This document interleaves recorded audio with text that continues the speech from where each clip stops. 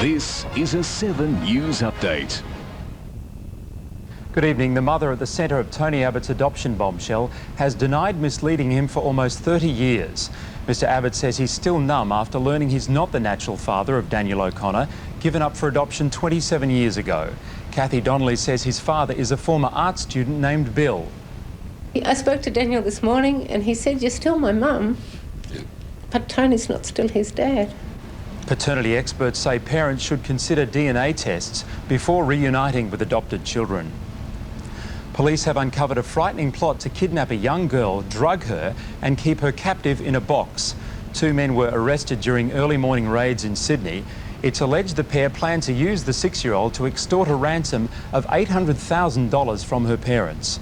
Both men remain in custody. A Victorian couple who lost 3 young children in a weekend car fire have urged parents to hug their children every day. Speaking for the first time since the tragedy, Nicole and Brian Dobbin say their lives have changed forever. Cherish every moment they've got with their kids because they're the most beautiful thing in the world. A funeral service will be held later this week. An American high school student has gone on a shooting rampage, killing 9 people and himself.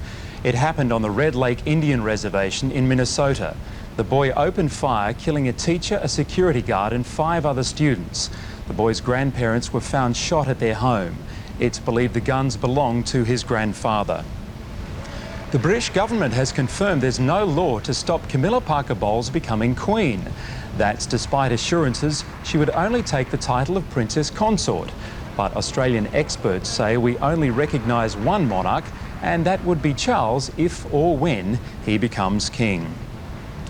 Brisbane streets are being used as a training ground for the next group of Australian soldiers heading to Iraq.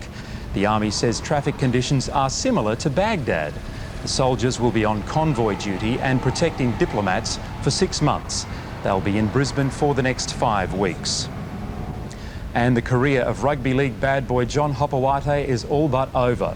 He was slapped with a 17-match ban tonight at the NRL judiciary for a high shot on the Sharks' Keith Galloway.